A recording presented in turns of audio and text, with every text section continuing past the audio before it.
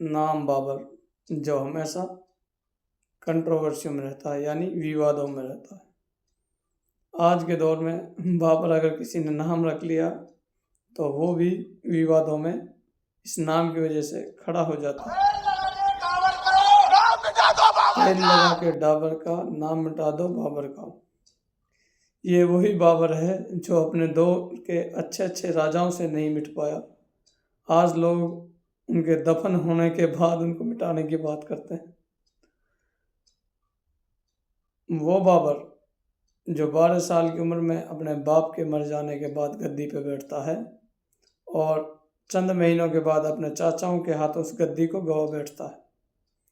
14 साल की उम्र में एक किले को जीतता है। किले का नाम होता है समरकंद।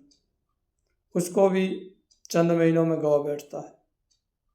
3 साल की कड़ी मेहनत के बाद चंद सैनिकों के साथ काबुल पर हमला करता है और काबुल को जीतने के बाद महज 2 साल में गवा बैठता है।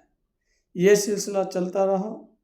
एक के बाद एक किला जीता और एक के बाद एक किला हारता गया।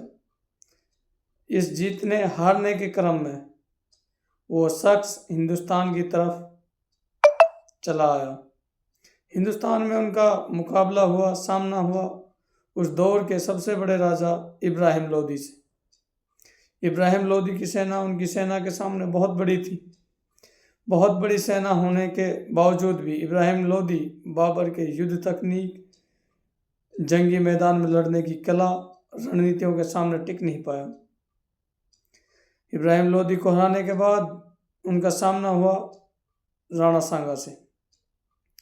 राणा सांगा अकेले शासक उनसे लड़ने वाले नहीं थे। राणा सांगा के साथ बहुत से राजाओं ने गठबंधन किया और फैसला किया कि हम बाबर को रोकेंगे और दिल्ली की गद्दी पर राज करेंगे। राणा सांगा के साथ अजमेर, मारवाड़, चंदेरी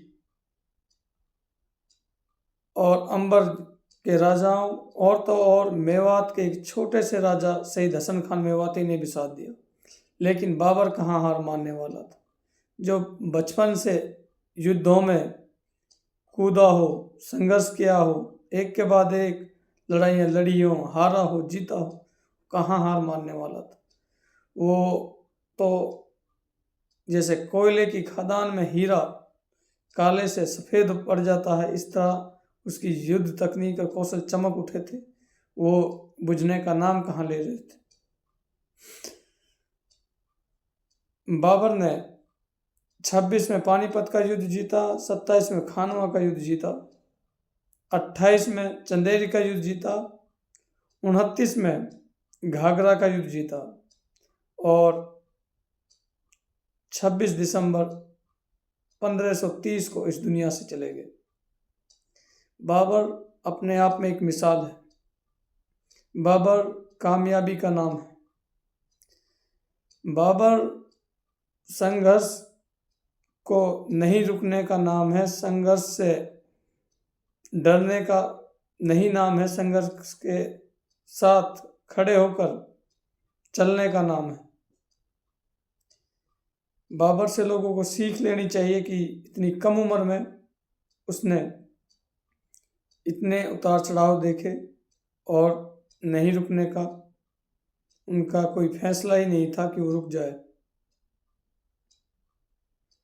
ऐसे लोगों के लिए मिसाल होने चाहिए। आज के हालात अलग हैं। आज कोई युद्ध नहीं जीता, लेकिन आम जिंदगी में खुद के ही अंदर बहुत से युद्ध चल रहे होते हैं।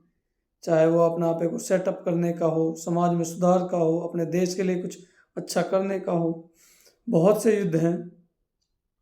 उन युद्धों को जीतने के लिए हमें बाबर से सीख लेनी चाहिए।